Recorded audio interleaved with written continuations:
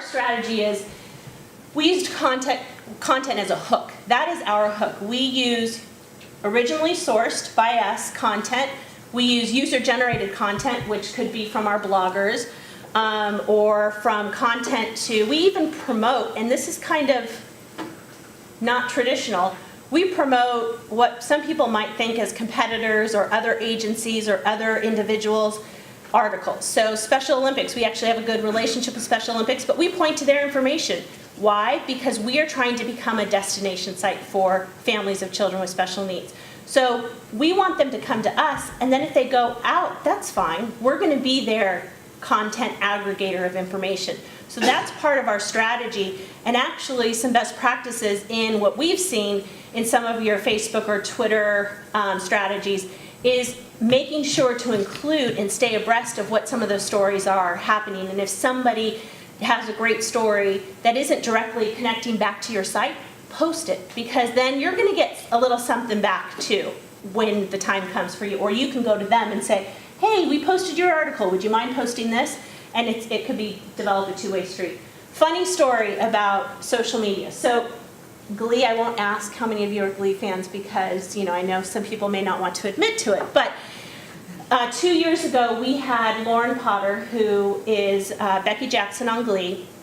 2 years ago Glee was at the height of Glee madness. One of my board members came to me and said, hey Gabrielle, we have an fundraising event every October. I think it'd be great if we got that girl, the cheerleader with Down syndrome, to our breakfast to speak. Sure, let me just pick up my celebrity phone book and dial a call.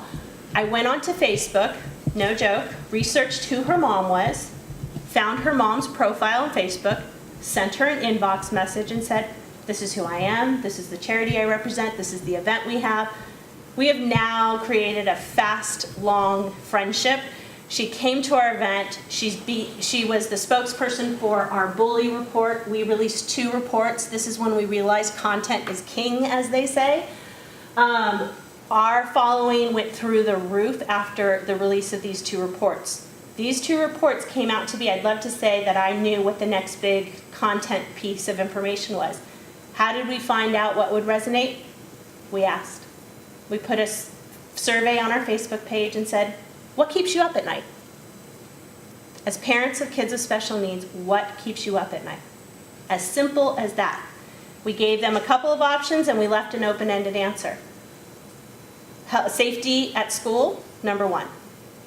Number 2, health and weight issues for my child with special needs.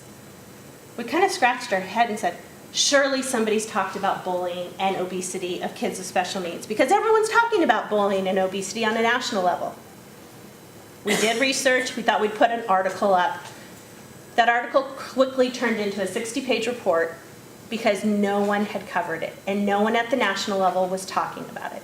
And we were aghast. We had our mission moment. We said, this is why we did this site. We did this site to give voice to families and children with special needs. And this is our calling. So let's use this and let's test and see how the community responds. Let's put together the content. Let's get a writer to help us put this all together. So we did.